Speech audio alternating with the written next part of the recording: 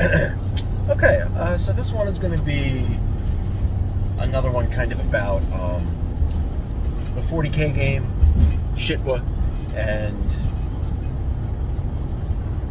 I guess it's going to touch on like dual wielding and stuff. But, so nothing I haven't talked about before, but in 40K media, like in art, in models, and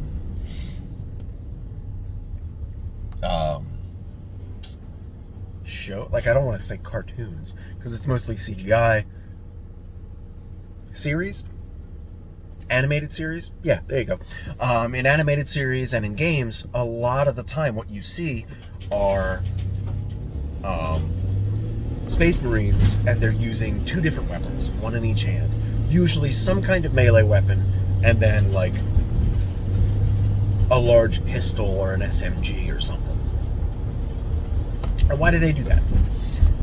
Particularly in Space Marine 2, they literally all do that except the heavy, who's using a primary weapon, which is like a big two-handed kind of like a big two-handed weapon. You know, a heavy machine gun or shotgun or whatever. And then even he has like a pistol at his side. And then whenever you go to use the pistol, the heavy machine gun, he's just holding it with his main hand. It's just off to the side. And he's using his pistol in his left hand. Presumably, I don't know if all Space Marines are like ambidextrous. It doesn't really matter. But it seems that way. Like, which would kind of make sense. Like, for a super soldier type of thing. Like, you don't want them to be limited to using mainly one hand, theoretically, like, you know, stuff you don't really think about. But this is a really common iconography for... Is iconography the right language? Anyway, this is a really common setup for Space Marines. And it got me thinking, like, okay, why do they do that? Well, it's to have two different varieties of weapons available at essentially any time. They don't need shields as much because in 40K, shields are highly specialized. Like, the shields you kind of have to use to be effective are so goddamn heavy that it's ridiculous. Like, they're giant, like, you know, a normal shield to us really only effective against other melee weapons. Like, yeah, riot shields exist, but a dude using a riot shield usually doesn't have a whole lot else. Like, he has like a baton or something, but he's like kind of holding it and he's like using his shield with both hands, and then sometimes he'll like break off and use his baton. And it's usually in like a riot situation. Like, it's not, you don't use a shield in warfare, usually. Like, I think there are some edge cases where you still do, but that's like bomb disposal and stuff like that. Like, highly specialized situations. Whereas in 40K, to use a storm shield, it's a giant slab of iron that looks like it weighs 130 pounds. And the Space Marines are just lugging it around like this. It's like the size of the fucking Space Marine. And he's got it, and then he's still just using whatever weapon in his offhand, like his other hand. You know, whether it's like a small SMG or a pistol or a sword or whatever. It's a similar kind of setup. Like, very rarely do you see a Space Marine using a, quote, two-handed weapon. And if they are, I guess it's gotta be worth it, right? But even then, like, if you are using a two-handed weapon, and you see this in Space Marine 2 with the Thunderhammer, where he's usually holding it in his one hand, or with the heavy, using that heavy machine gun. When you're using your sidearm, the pistol, he's using it in his left hand. He's just, you know, bang, bang, bang. And then in Space Marine 2, whenever you're switching to your main one, the pistol disappears out of your hand, and you just use the two-handed weapon. But that's a fun quirk of video game animations. And it's theoretically possible because all the weapons are like, they don't go into a holster, they go onto a magnetic lock. generally. So you don't have to like put it away and clip it and do all that. You just bank. Okay, it's good. And then like to grab it again, you just grab it and like twist it and it comes off. But you don't have to put it in and clip it and do all that shit. So it's way easier to stow and draw. But something in the 40K game I feel like we've been rubbing up against is D&D 5e, because that's the base for the system. D&D 5e's like the way it handles things in your hand. And you go, oh yeah, you can you can draw and stow stuff as a free action or as your one object interaction. So you can like put a thing away and then you got nothing in your hand.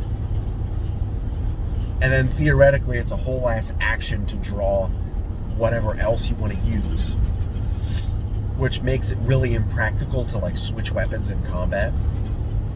And something I always like to do is for characters that are quote martials,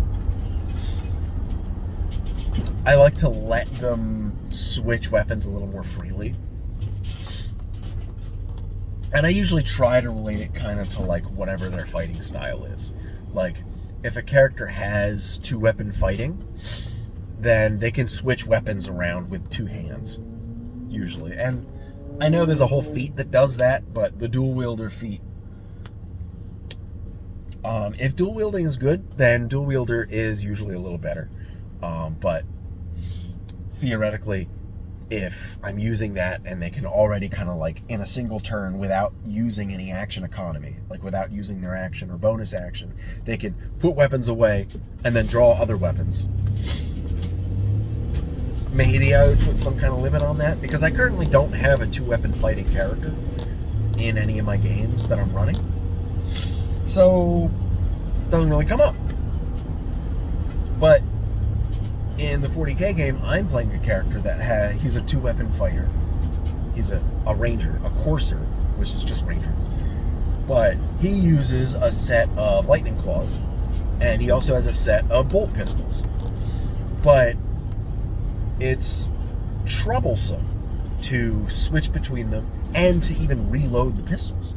So it's like running up against this idea where he might open up combat using his pistol, shooting a bunch of guys, and then switch, like put away his pistols as a object interaction, and then empower his lightning claws as a bonus action. But then to like switch back and reload the pistols is like his full action, because there are 2 of them. So often he doesn't do that. He's much more drawn to just like, okay, my pistols are out of ammo now. I'm going to cut your butt up. Cut up your butt with these claws. Like, and that's just where I feel the action economy kind of drawing him to.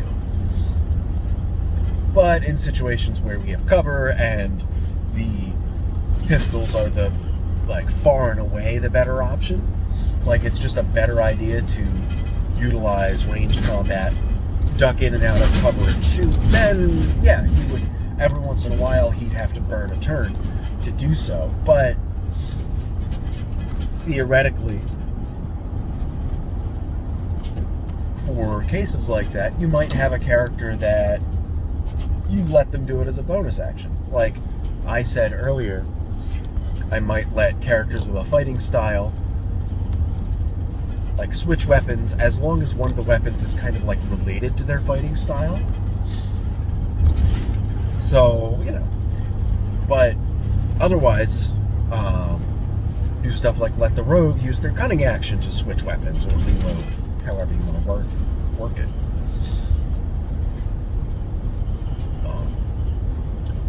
So there's some wiggle room there, and especially because something 5e doesn't do super well,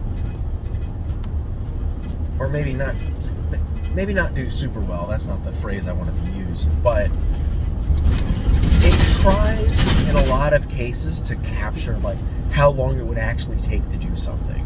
And like to switch weapons around, yeah, it's going to take like 6 seconds and your whole turn to do so. Or it's going to take your whole turn to dig around in your pack and take out a potion and uncork it and drink it. But that means your players spend their whole turn doing something boring.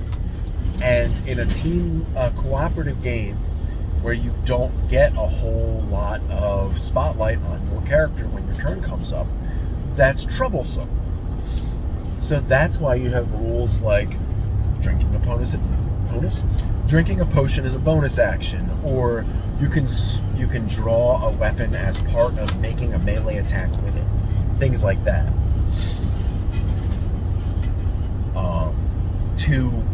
That smooths over and arbitrates some of the game design and allows for a smoother game experience for the players.